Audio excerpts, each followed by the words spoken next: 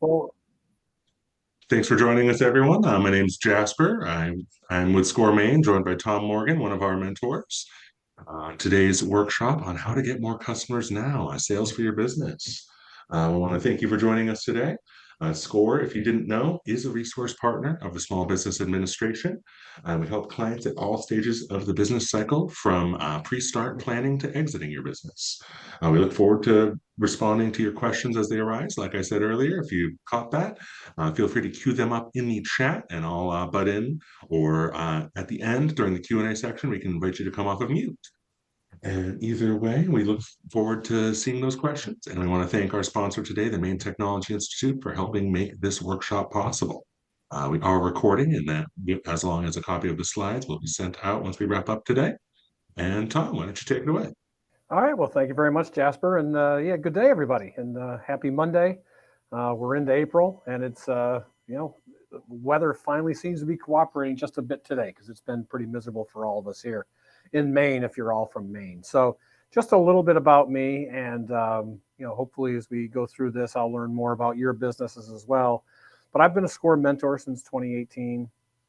And also, I have a fractional business practice that I'm a outsourced VP of sales. So I go in and help companies with their sales strategy, sales process, sales structure, and really help them execute their sales goals. And, I really believe sales is a noble profession. So I've been taking this, I have 25 years plus, and I'm being a little light on the 25, but I've been in sales management for quite a while. Most of my career has been in the, what you call the athletic footwear and lifestyle space. I've been with brands like New Balance, Reebok, Puma, Keds and Pro Keds, and Life is Good.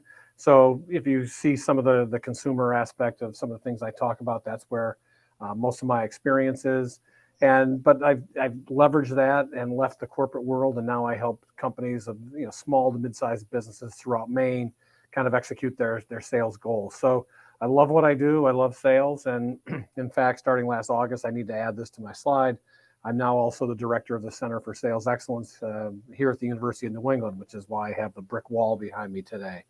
So I'm helping students, lean into sales as a potential career, because so many students, their first job is going to be in sales. So that's a little bit about me, and hopefully as we go through this, we can learn more about your business. If we do have a question, please kind of frame it to how it helps your business, because this presentation, I've been doing it now for almost 5 years with SCORE, and it's kind of fun to see where some of the businesses that have come through this workshop have ended up. And hopefully for many of you, it's where you're heading as well towards success. So that's why we're here. So Yeah. I'd like to put this up. Go ahead. Is that a question, Jasper? I know we just had a few introductions I thought Oh, would be okay, great. Yeah, I on can't top. see. So yeah, go ahead. Let's go. All good. We had Mike, who's a B2B professional services and looking for best ways to get new clients. Okay. And Dana, who is EVP for the Lynch Group, the logistics and records management company, and responsible for sales and marketing for their LOBs. Oh, wow, great. All right. Well, welcome, Mike and Dana. So that's great. Dana's one of my favorite names. Was my father went by Dana. It was his middle name, but he preferred it to his given first name. So that's great. Well, thank you very much, and glad you're here. So I like to open up kind of like demystifying sales, because if we were in a live room, I'll ask the question, who thinks and what is the perception of a salesperson? And many people raise their hand. This is what they think sales is. They think it's trying to make a quick sale, trying to get something into a car today, and it's created a perception of sales that's more transactional than I like to present it as. And I believe sales is a very strategic and a very it's strategy, it's tactics, it's action planning. So I like to look at it much broader. It's relationship building. So this is what sales is not. But sales can be scary. And a lot of people, especially in startup mode, sales is one of the scariest things they do. They love the product that they're working on. They love all the things they're working towards. But sales is the one element of starting a new business or moving their business along that scares them. So I like to say sales can be scary. So but here's the juxtaposition. The best salesperson is your biggest believer. So if you're a startup, or if you're someone who's just transitioned into sales, or if you're the owner of your company, or you're the owner of your distributorship, your best salesperson is your biggest believer. So that's really, really important. The next is SW, SW, SW. And I like to say some will, some won't, so what? One of the things in sales is that, take baseball, for example. If you get 3 hits every 10 at bats, you're Baseball Hall of Fame worthy. So what's your sales hit rate? And what I find, most of the sales organizations I work with, 15 to 20% close rates is really, really good. In some cases, I've seen as high as 35%. But you need to get a lot of no's to get enough yeses. And one of the things as I go through these workshops, and probably one of the biggest takeaways for people, is that you really need to make sure your pipeline is robust enough to get to the no's, because that's one of the things in sales. Some will, some won't, so what? Some days, you know what, it might not be the right day. It might not be the right time. Might not be the right moment. But it doesn't mean that people might not buy what you're selling or might not purchase what you do at some point down the road. So it's really important, SW, SW, SW, and putting yourself out there.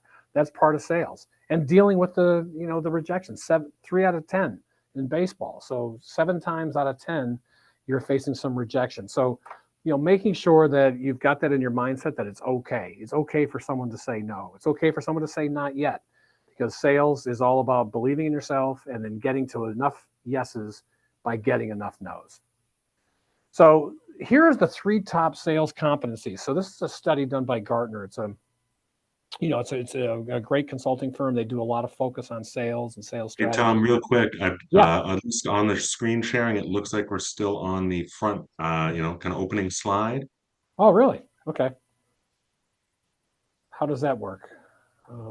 Should be able to just go into, do you have it open full screen on another monitor or something? No, just one monitor. Yeah. All right, yeah, I would go into presentation mode, maybe click start from beginning or current slide there on the top, and then you can use your arrow keys from there. Okay. How's that now? Or not. Huh, interesting. It's weird that it's You know what? I'll not. just keep it in. I'll keep it in this mode. How's that? Yeah, Can you as see long the as you just notes? click through, you'll be good to go. All right. So they missed my picture. Sorry about that. You missed the picture of the used car, which is what sales is not. But this is where we got to, is that sales can be scary. But this is really important. These are the top 3 sales competencies that Gartner produced in 2024. And I think this is one of those things that's really vital. And I'm using it quite a bit with the clients I work with. But the number one sales competency right now for sales professionals is human abilities such as active listening and empathy. And we're going to get a lot to that today as we start talking about your ideal customers and we start talking about how to sell more now. But active listening and empathy, and this has transitioned quite a bit in the 2000s. So it was trending before COVID, but post-COVID, active listening and empathy, solving people's problems, has become one of the most critical elements to be successful in sales. The second is that tactical flexibility, the ability to learn and be agile and versatile. So, I think that's if everyone's heard from there's Lean Six Sigma, there's Scrums, there's all kinds of strategies out there for businesses to become more efficient. But one of the keys is to fail fast and adapt. So you want to try things, and I think that's key in sales, is that being able to learn, be agile, be versatile. That comes down to even your messaging. One thing I find is that salespeople do not contact and do not talk to their customers enough. So I usually look at the 8 to 12 touches in a month for a new potential customer. If you're looking for new business, if you're not touching that customer 8 to 12 times in a 30-day period, you might not be getting through. But the key in that is learning what messaging works and then being agile and versatile to change. And the third key sales competency is collaborating with AI to optimize tasks and messaging. So there's a lot of negativity around AI, and I think people look at it, but there's also, a way. So if I was to say to you, you need to be in front of a retailer or a customer 12 times in 45 days, using AI to transition that messaging to say, I want a funny one, I want a serious one, I want one about spring, I want one about Mother's Day. You have AI help you with that messaging so that when you are reaching out 12 times to that customer, the 12 times are all different, unique, and impactful. So these 3 skills, active listening and empathy, tactical flexibility, being agile and versatile, and using AI to, collaborating with AI. So not, totally using it, but leveraging the power of AI, collaborating with it to optimize your tasks and messaging. Because for all of you, I think sales growth, there's a couple of ways to look at sales growth. There's addition and there's multiplication. And addition is like, I'm just going to grind every day. I'm going to work harder. I'm going to make one more call every day. But something like AI might allow you to communicate with retailer, a customer, while you're doing other work. So scheduling emails, scheduling outreach, using tools like MailChimp or Constant Contact, and being effective with that messaging allows you to stay in front of your customers while you're doing other tasks. So that's one of the key successes in sales right now, is how you can use technology to keep working when you're not working. So a number of my clients, I asked them, we worked through this quite a bit. So, I'm working with, probably like 4 clients right now, sales from 2 to about 20 million.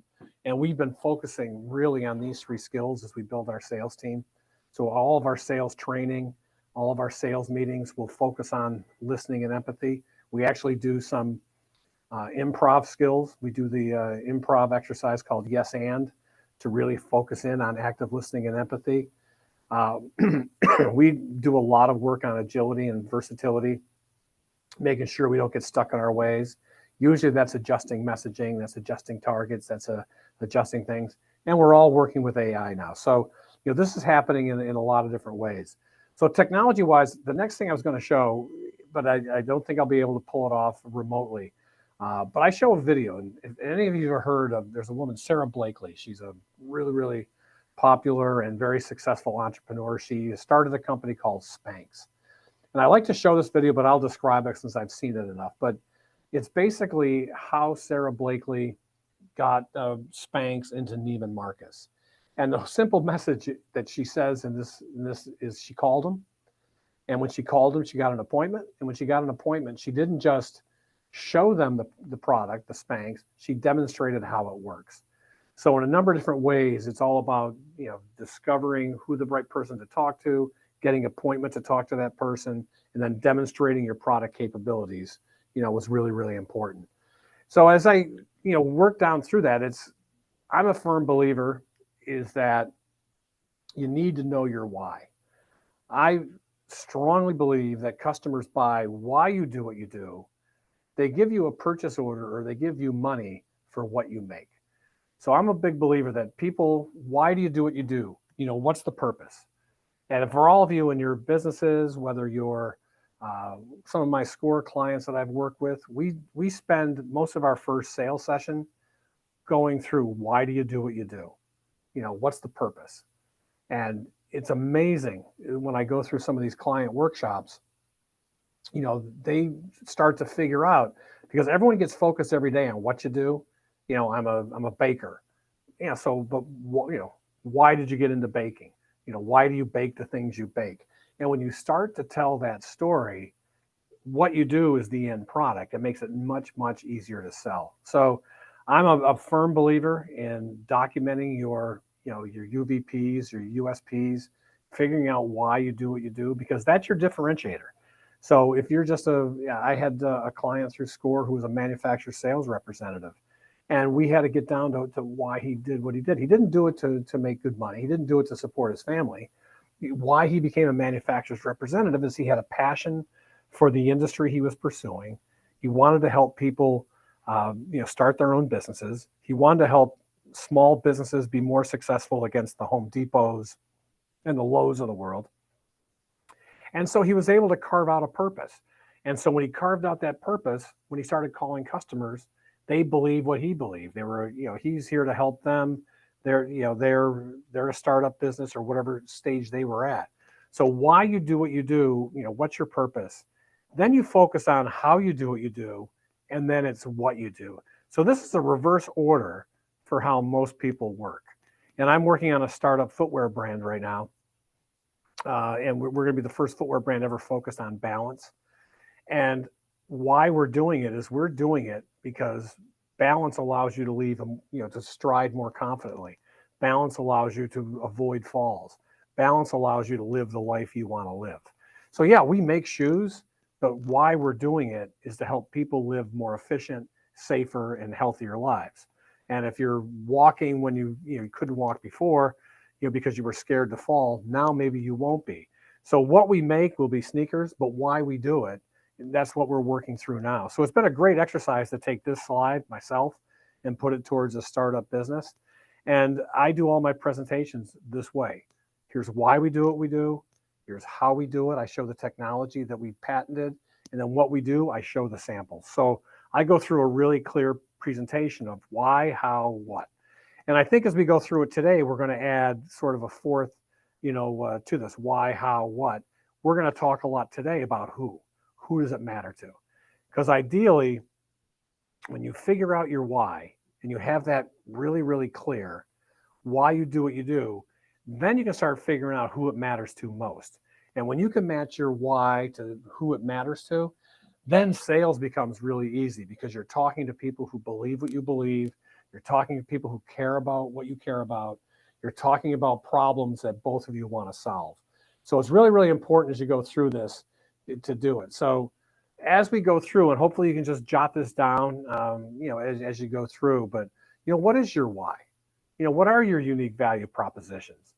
And if you can't quickly, write those down, that tells you that's an area to maybe spend some time, because it's going to optimize your sales efforts if you can really get these clear. And so every SCORE client I've worked on, hopefully you're writing them down as I talk here. Every SCORE client I've worked with, every client I've worked with in my practice, this is the essence of our first few sessions. Because when you get this, the rest of your sales journey becomes extremely, extremely easy. So Jasper, are there any questions on this? Because I know hopefully people are writing them down, but you're really trying to figure it out. No questions so far, but I will be sending out these slides to everyone, as well as the recording once we wrap up. And so if you do miss anything, you can revisit it. Okay, great. So that's it. So you basically, you've got your why. You know why you do what you do. So for me, when I started my consulting practice, I kind of got to it earlier. I love sales. To me, sales is a noble profession. So why I started my consulting practice is I wanted to take my passion for sales. I wanted to take my belief that sales is a noble profession, and I wanted to translate that, and I wanted to, encompass that into other sales organizations. And a lot of the organizations I go into, the sales team is sort of looked upon as like a necessary evil. And that's the flip of what I'm trying to do. I'm trying to go in and make the sales team, really feel like they're accountable, they're motivated, they're part of the solution, because we really get to why does the company exist? Why does the sales team exist? So if I come across like I'm really passionate about sales, I am. That's really important. So as you've written down your why and your UVPs, what that allows you to do is to start thinking about who is your ideal customer and sharing why you do what you do. And I think this is extremely important in finding ideal customers. And a number of the clients I've worked with here at SCORE, this is the second exercise. You've got why you do what you do. Why do you think that, selling Walmart answers your why? So it's very interesting. I'm working with a client now. Why they do what they do is to improve the environment, is to provide a solution that's safe, sustainable, and bacteria-free. And ideally, Walmart is not an ideal customer for them. Maybe long-term once they've established themselves, but their ideal customer is probably natural food grocers, health and beauty stores, resorts, people that care about what they care about. Now, eventually you could sell Walmart, but in your early part of your process, finding that ideal customer who shares why you do what you do is going to help you to be successful in those early stages to build your ideal customers. And those ideal customers, become the people that propel your business. So a non-ideal customer becomes very transactional. And a transactional customer gets dangerous in that you're only as good as, the next price, the next discount. But when you find your ideal customer and you guys have a shared why, that becomes something that you can sustain. And as you go through all of your sales practices and all your sales retention, since you share that why, it's extremely important. So that is very important. So that leads you to You've identified your UVP. You know why you do what you do. Then we start talking about who it matters to. So who is my customer? So to me, this is the next important journey as we go kind of the sales process or how to get more customers. So this isn't going to be a short-term fix, this workshop, but it does turn things around relatively quickly when you do these exercises because it flips the script to maybe how you're selling now. So the next thing is really, really doing a deep dive on who is my customer. And what I like to do is I like to say, here's some of the steps that you try to do. Number one is build customer personas. And that might sound like it's a marketing function, but in sales, I like to know who my buyers are. I like to know who the people are that I'm talking to. I want to know them as people. Back to the number one sales skill is empathy and active listening. So if you know your customer as people, you know their persona, you're going to have the solutions, you're going to have the sales pitch, you're going to have all that information to help those customers. So I've worked with a roofing company, and we did 8 personas for this roofing company. And the reason we did it is, there's just a number of type of, there's the first-time home buyers, there's the do-it-yourselfers, and we had a persona that we built was a recently widowed woman. She was buying a roof for the first time. We actually dove in and told a story about Hazel. And the story about Hazel had all of that information about who she was as a person. This is a true story. So we sent out one of our salespeople right after COVID, and she was looking for a new roof. And our guy, the roofing sales guy was, he's a little rough around the edges because he had to know the product. He had to get up on the roof. He didn't come in, totally polished, but he knew his stuff and he was very good. He made the call on this woman. Her name wasn't Hazel, but that was the persona. And when he went in, she invited him in. She had a lot of questions. And he was able to look around and based on the building of the persona, sort of, diving into the fact she hasn't done this before. She wants to really trust who she's working with. She wants to build a rapport. He took on those activities in his sales tactics because he knew why they did what they did. And he knew who she was. And basically he asked her, he looked around and goes, I see you have all these grandchildren. Do you see them very often? And she was able to go into like she doesn't see them much. They live away, and she teared up a little bit talking about her grandkids. And Ray, our roofing salesperson, left that day with a signed purchase order. Now, would he have gotten it anyways? Maybe. But the reason, because he had that customer persona, he built the relationship, he built the trust, he got to know her as a person.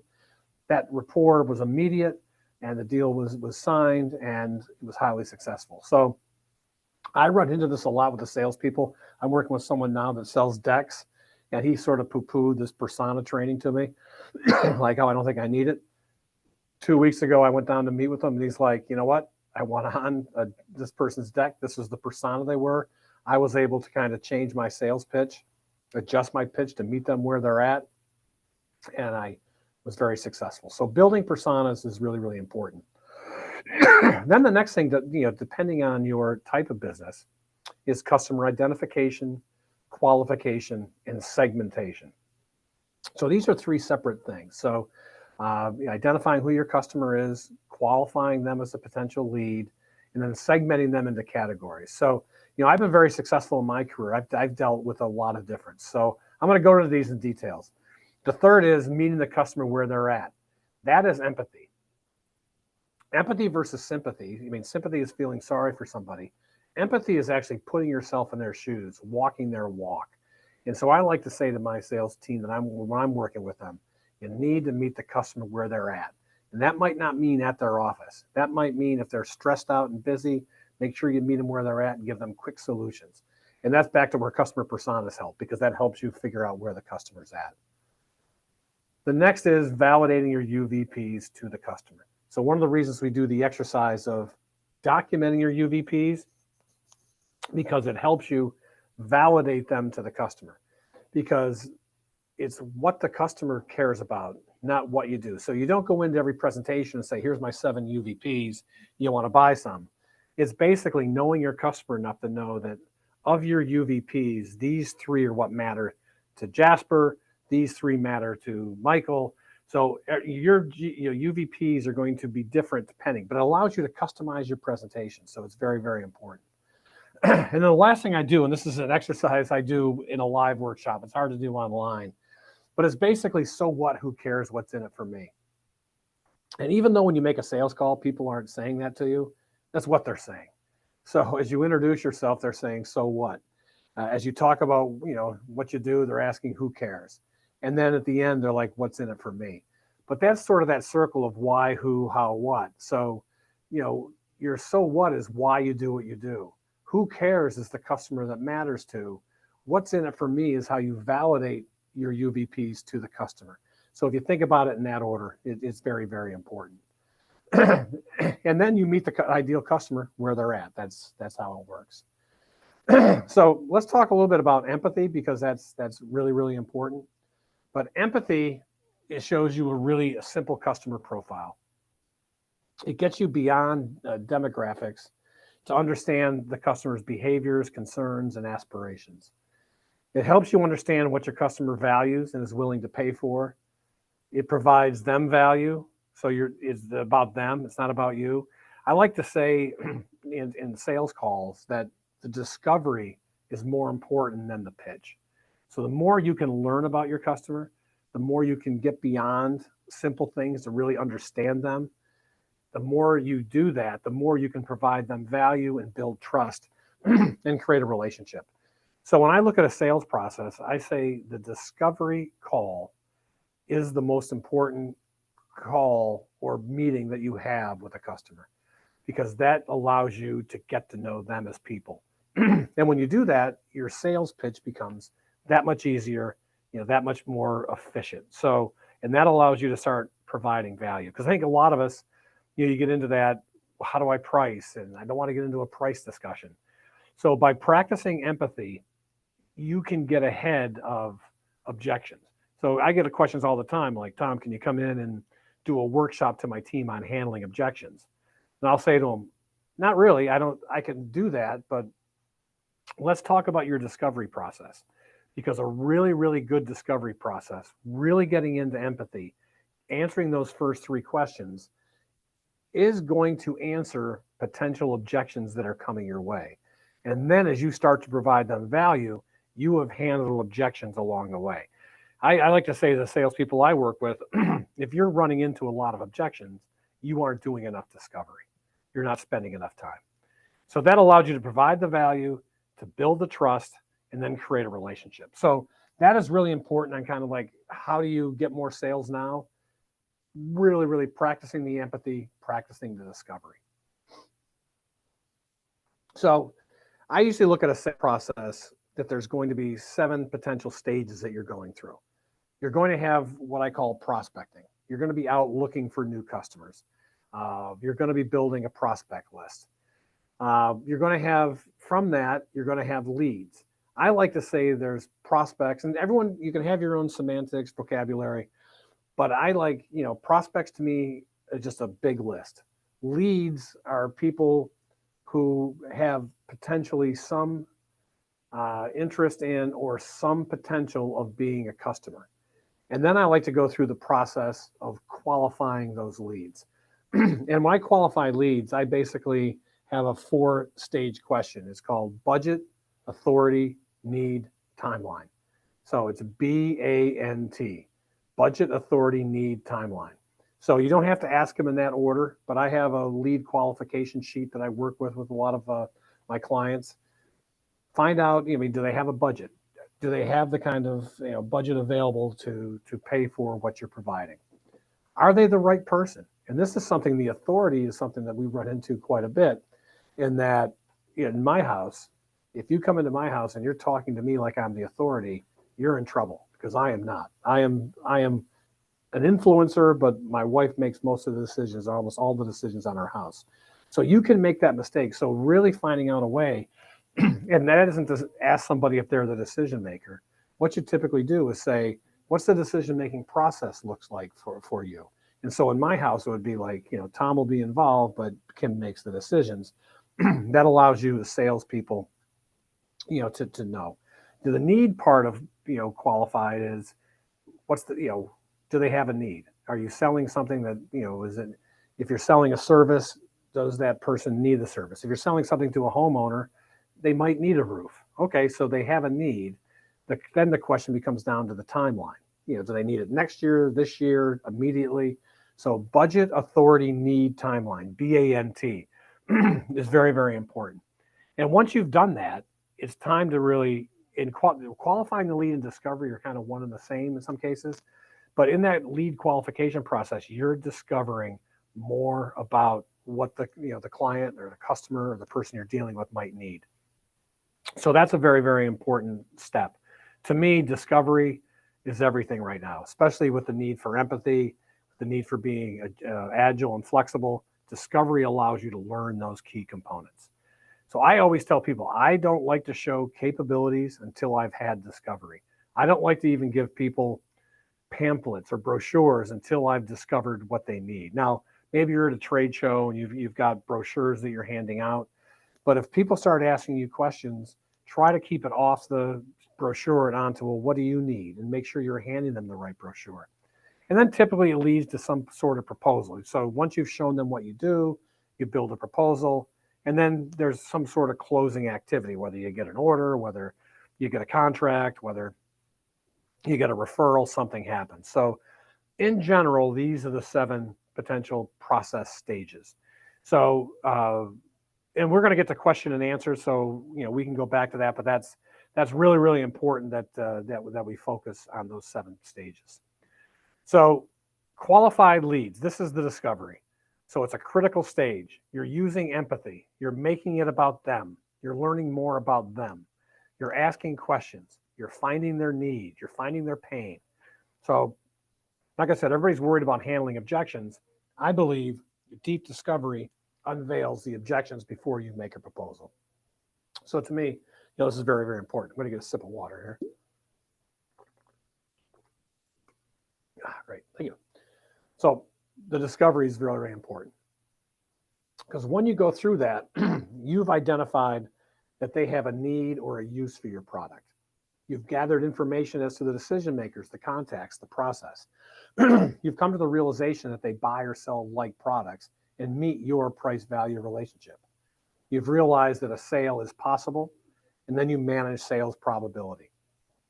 So I'm a firm believer, I guess I'm an optimist, but I believe everything is possible, but not everything is probable. So I always tell my salespeople that I work with, let's shoot for the possibility and then manage the probability. And the possibility is believing, the probability is managing and setting expectations and doing the right thing. So anything's possible. We got to manage the probability to get there. So that becomes the formula. So budget, authority, need, timeline, BANT. Absolutely critical, as you go through your process, because this helps you set your expectations. If you haven't answered all 4 of these, you don't know what the budget is. You don't know if you're talking to the right person. You don't even know if they have a need. So you don't have to answer all 4 of them. But if you know somebody has a need, then your goal is to really figure out the budget, the authority, and the timeline. So that's good. You've gone to a trade show or something and they say, I need this. Then you start asking questions about budget, authority, and timeline. If someone comes to you and says, I got $100,000 to spend on something, you're going to try to figure out who the authority figures out. Then you're going to discover what the need is. And again, it all comes down to timeline, because that sets the expectation, of what you can and you can't do. So do they have the resources to pay? Are you talking to the right person? Have you identified their pain and discovery? And when do they need it? I'm teaching a sales management course here at college, and we've got the students like BANT. They're talking about it everywhere because it becomes such a key component. When it comes to customer identification and qualification, to me, a prospect, and this is like the funnel I'm sure many of you have seen, prospects are a big, broad list of potential customers. Qualified leads is a focus list of potential customers. You've narrowed it down. And notice the size of the funnel gets smaller as you go down to get your sales, which tells me I like to look at as many qualified leads as possible. I like to get that big. I like to get prospects big. I like to believe that if you need 5 sales, you probably should have 100 people in your qualified leads pool. That's just me. And most of the people I mentor or coach, we typically end up saying your pipeline just isn't big enough, and you have to go do some research and some front end work to get your pipeline bigger, because that's where the magic can happen. As you go through and do your qualified lead exercise, your BANT, your discovery, the bigger that pool gets you more qualified leads. That gets you, because a qualified lead again has budget authority, need, timeline. You're in the game, so you've got a chance to get some proposals out and do it. Sorry.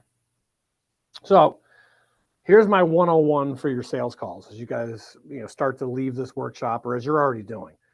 Number one, be prepared. I did a list for my class this semester of the top 5 salespeople I've ever worked with or had on my team in my career. And the bottom line is they were all the most prepared. So the best salespeople in the world are the most prepared. They're not the slickest.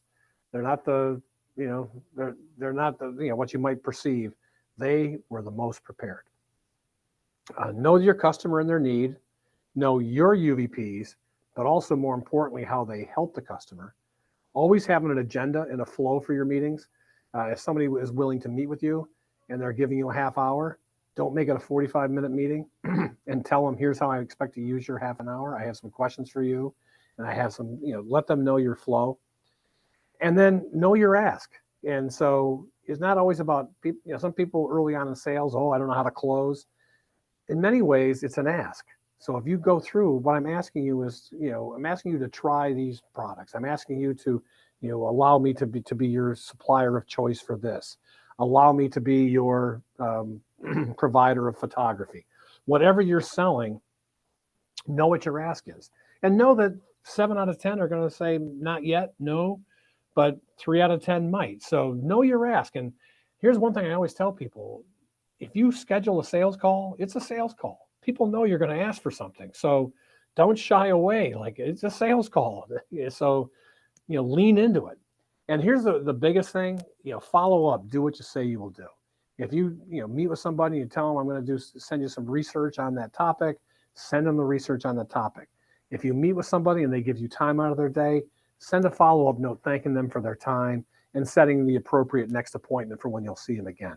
Follow up, because, basically, some people, they wait for that to buy.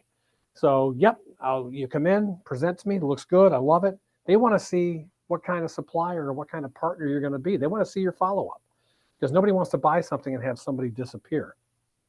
So the follow-up is a key component, of your sales call. So, Yep. So then sales 101. The biggest believer is your best salesperson. So for those of you on this webinar, that's you. Find your ideal customer and know who is not. Don't sell the wrong person. Like I told you the story of the person I'm working with who sold Walmart too early, almost put him out of business. Know your ideal customer, know who helps you. Walk in their shoes, solve their problem. Leverage your UVP. Know why you do what you do, what makes you unique. Make sure you get that out there.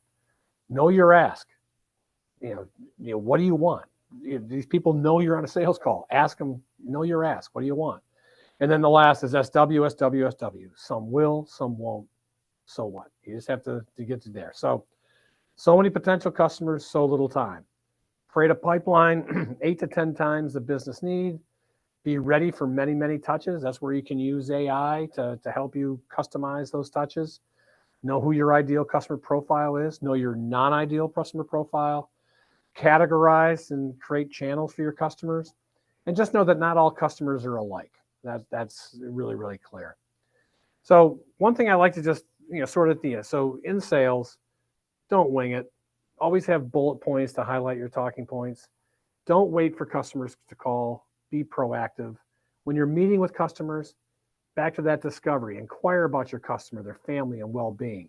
Don't be that person that just, doesn't get to know them. All the industries you're in sometimes have jargon. Don't assume that everybody knows the jargon of your business.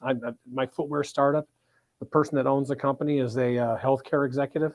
So when we start talking sneakerology, he is like, I don't even know what you guys are talking about. So we have to be really clear and be very, have that clarity so that he understands, because he's funding the business. He understands what we're all doing. hopefully I don't have to say this, but be dismissive or condescending, and try to be focused and attentive when you're in the call. And that's really it. So I'm going to stop sharing, and I'm going to come back to the Zoom.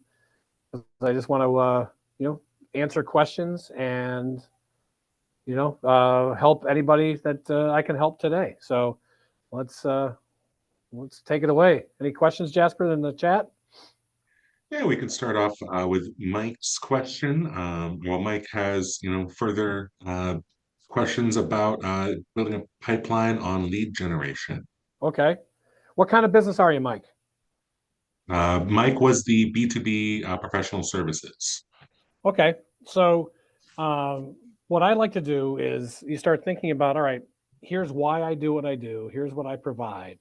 Then you start thinking of, those types of businesses or those types of companies that might need your service. I would, if I was in the case of you, if you're a service provider, Mike, because I'd make sure I had a LinkedIn Sales Navigator license, and I start doing some advanced searches to build my contact list. I think in sales, LinkedIn is really, really important right now, and having a big enough contact list, because my guess is, your business, Mike, is a lot of referrals. So you're going to want to get into the referral business. I would tell you, Mike, that hopefully you're having 10 coffees a week with potential referral partners, and you're having customer meetings. So there's a thing in the service industry of servant leadership, but you got to give to get. So my advice to you, Mike, is really get yourself out there, get known in the community as a subject matter expert in whatever it is you provide. Take a lot of meetings. Those meetings might not be sales meetings. Those meetings could be referral meetings, but get people talking about what you do. And when you do that, save it, get it into your CRM or get it into an Excel spreadsheet and start building that list. And one reason I like to use LinkedIn Sales Navigator is that connect with as many people on LinkedIn that you meet with, because then all of a sudden what you're putting out there for content, they're seeing. What they're putting out there for content, you're seeing. And then as a subject matter expert, you could start commenting on certain things, saying, this is it. Don't sell on LinkedIn. Become that subject matter expert that people want to refer or trust. It takes some time, but I would say LinkedIn Sales Navigator is $80 a month, but it could be well worth it. Connect with me, and you can see I've got probably 3,500 contacts on LinkedIn. I'm constantly using it to build my pipeline, but also to become a credible subject matter expert in the field you're in. Does that answer the question, Mike? I'm not seeing anything in the chat, but Okay. Mike, if Mike does have further questions, feel free to chime in the chat there. And if anyone else has any questions, feel free to put them in there, or we can have you come off of mute. There is the raise hand function in the React window at the bottom if you want to do that. That's a good way to kind of cue things up. If anyone has any questions. In the meantime, I'll just give a little blurb about SCORE. If you don't already have a mentor with us, you can find one for free at score.org. It's as simple as entering your zip code and a little bit of information about your business and what you're looking for mentoring on. We have gotten our numbers from last year, and SCORE Maine helped start over 560 new businesses in the state of Maine last year. Pretty exciting number. And if you're looking for help starting yours or with operating yours, you could join us for free. Other than that, Nope. yeah, here's a few coming in the chat. We'll start with Gail. Gail owns her own business, Firm Foundation Foot Care. Joined the Chamber of Commerce, had the van lettered, and advertises on the radio, and has a business page on Facebook. Any other places you'd recommend to advertise, get your name out there for a foot care nurse? Well, I think that, again, that's building a network. If you're a foot care nurse, I mean, I'd lean into the footwear community. I think there's titles out there called podorthist and podiatrist. Those are two areas of I know they could be somewhat competition, but since you're doing foot care, they might be able to send you some referrals, or might be able to you might be able to build a referral network with some of those groups. What I find with a lot of the doctors is, they'll send someone to you, Gail. They might want 10% of the proceeds, but look to build some of those partnerships. I would think, advertising is one thing, but if someone needs foot care, they're typically number one, making sure your SEO comes up, really high, for foot care. But also there's areas out there. There's podorthists, there's podiatrists, there's shoe stores. I mean, maybe you go to a Lamy Wellahan or a Selby Shoes and build an arrangement with them, saying, if you've got some clients, maybe you do a trunk show there, saying, listen, I'm a foot care nurse. I know, maybe in a Saturday at a Lamy Wellahan and wherever town you're in, say Scarborough, maybe you come in and show what you do. Maybe you start setting up, at farmers markets, and maybe you start setting up where are people on their feet all day that they might be sore. So it could be a farmer's market. It could be a maker's market they have at Thompson's Point. And basically people are on their feet and all of a sudden you're offering a solution. So I think for you, you can advertise what you do or you can illustrate and demonstrate. So my favorite basketball coach was John Wooden. He used to have a saying, illustrate, demonstrate, repeat, repeat, repeat. So I think for you, you're illustrating what you do, but the more you can demonstrate, so doing maybe some trunk shows at a shoe store, maybe doing some things at a trade fair. Once people, I worked for last year for a company called UFOS, and the whole thing at UFOS was feel the ooh. You want people to feel that technology. So for you, Gail, you want people to feel the right? So I would think that would be really, really important, because I think you're experiential. So the more you can get people to experience the what you do, Gail, I think that could be great advertising for you. So in the marketing world, we call that more experiential marketing. So what you're doing now is a lot of awareness, but really working on experiential to get people to, maybe that's it, feel the of really good foot care. All right, Jasper. Oh, Sorry, I'm muted there. Gail follows up saying that she's left record cards at several locations and likes the idea of demonstrating. Yep. Get people to experience the Gail. All right. We've got two from Harry. Harry says, what are the red flags that signal a prospect won't convert, and how would you build trust quickly with new prospects? Yeah, I think that's great, Harry. I think that really goes to the discovery process, because you want to kind of disqualify people as well as you go through the budget authority need timeline, but you want to do it respectfully, right? So, so some of the red flags are, number one, what the product you're offering is beyond their budget. So I would use that BANT formula. Maybe you're not talking to the right person, and the right person might be in Seattle. So you know what? Even though there's a great chain business in Maine, the decision makers are in Seattle. That authority, you're not going to get to them. So that could be a red flag. The biggest red flag is need. If they don't need what you're doing, then that's a red flag. And timeline. So in some cases, timeline could be not yet. So I like to look at timelines like, they're not ready for me yet, but they will be. Authority, sometimes you can get to the right authority. But budget and need are the two areas that are the red flags. If they have no way of ever affording what you do, or if they really don't have a need for what you do, those are the two biggest red flags. And what was the second part to that, Jasper? The second part was how would you build trust quickly with new prospects? Yeah, that comes from discovery. You'd be surprised, and I do it all the time. The more good questions. So if you're meeting with somebody, do some research. Don't stalk them, but do some research. Maybe you learn where they went to college. Maybe you learn where they're from. Try to find some commonalities. So what I try to do in that discovery is to try to find a couple commonalities.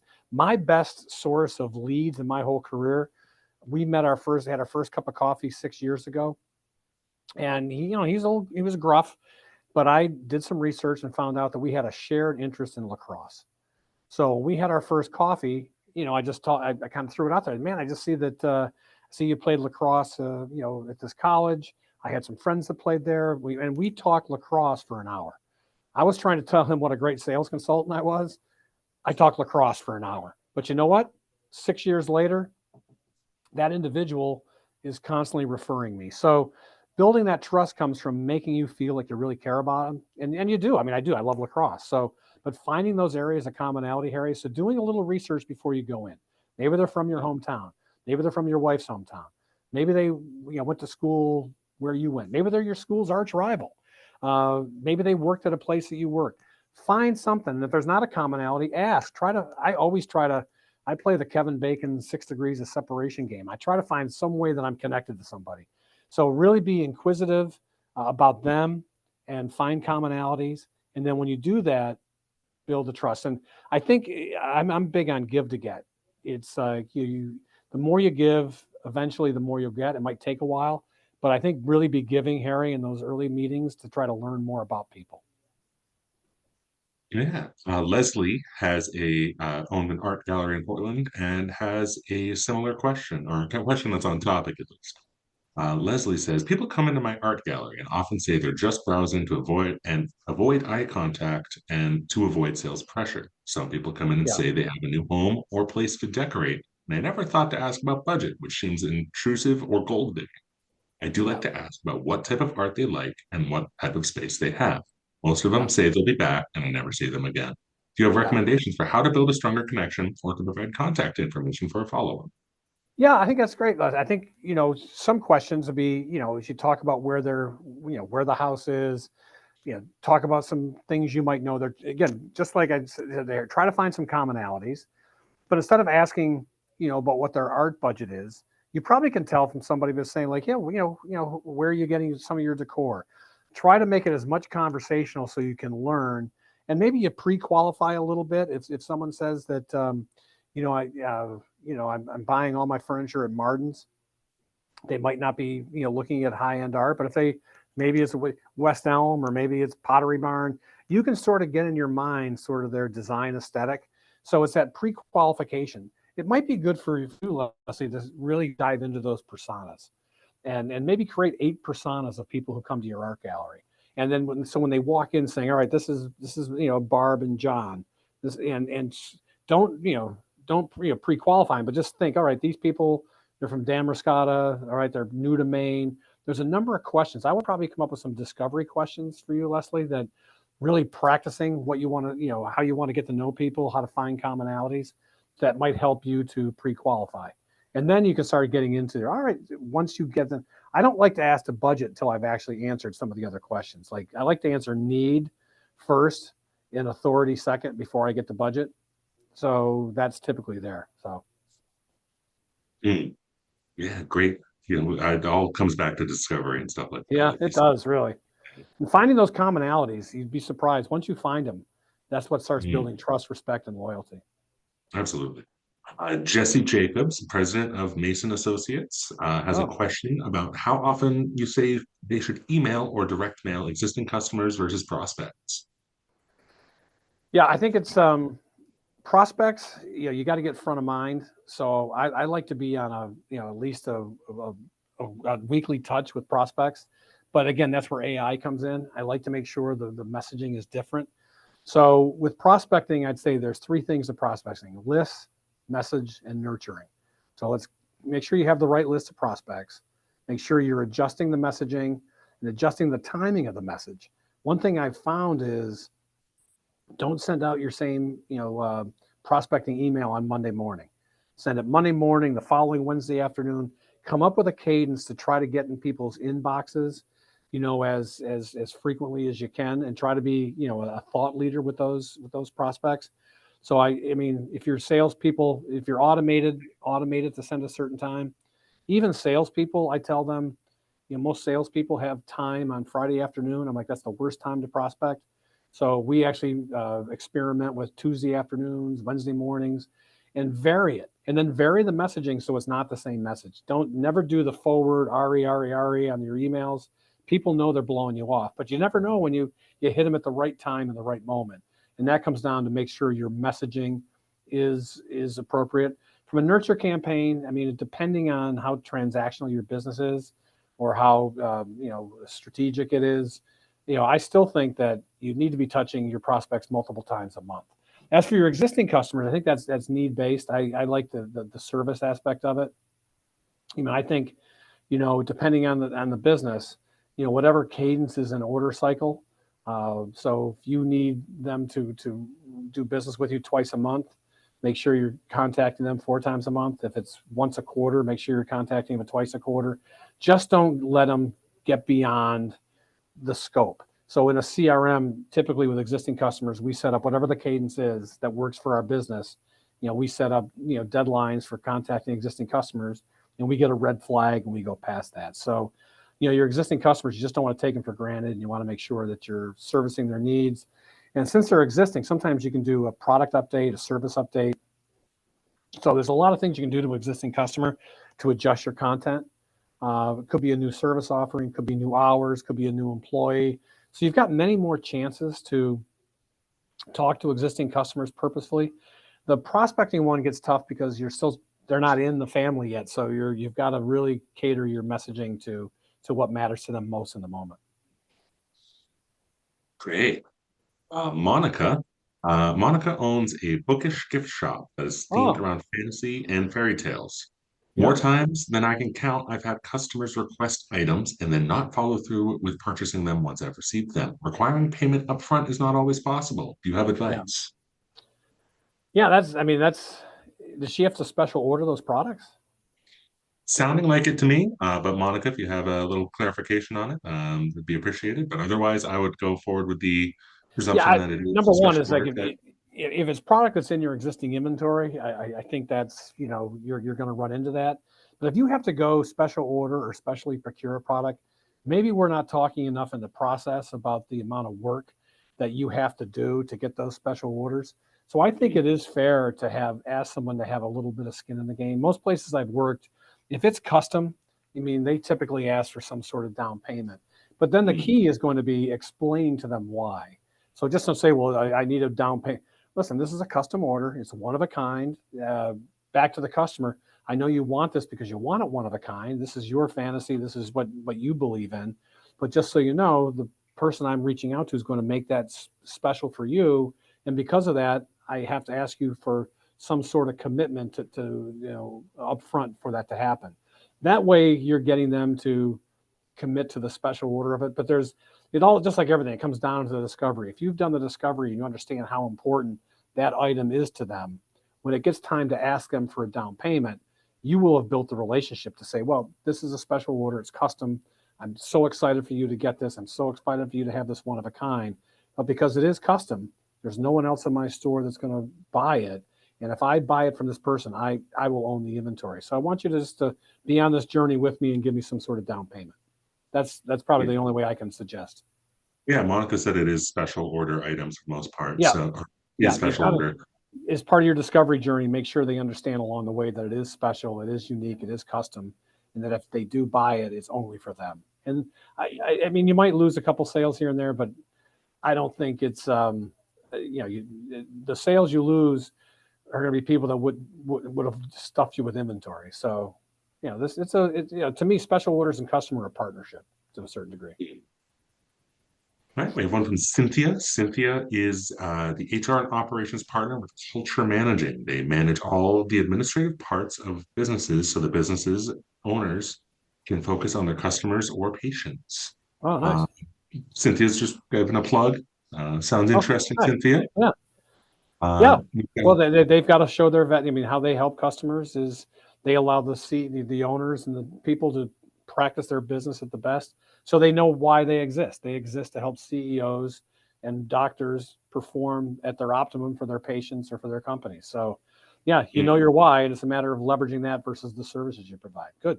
Great. Yeah, sounds like they know it. Yeah, good. We do have a question from Dana. Dana is wondering, what are your thoughts around CRMs and how you best utilize them, as well as the amount of time you spend with them? Have them work for you and not the other way around. Exactly. She's got it. Yeah. So to me, a CRM is great for transparency of relationships, transparency of activities, and keeping all of your customer content and contacts in one place. It's great for tracking opportunities and knowing where you are in the sales pipeline. There's one thing of it, CRM is not your sales process. It's the tool in which you track your sales process. And the other thing is that it's all in or all out. I like to say with the clients I work with, if it's not in the CRM, it didn't happen. And that means everyone's using it, everyone's keeping it up to date. But you've really got to get, number one, buy-in that everyone's going to use the CRM. And number two, don't let the CRM dictate your process. Create your process and then put it into the CRM. And that's a lot of times with existing salespeople. I'll get them in a room and we'll create the process, and they've created it. Then it goes into the CRM. It's their process. It's not the CRM's process. It's not my process. Like I say, you're the people that created this, and we're going to put it in the CRM, and you're going to follow it.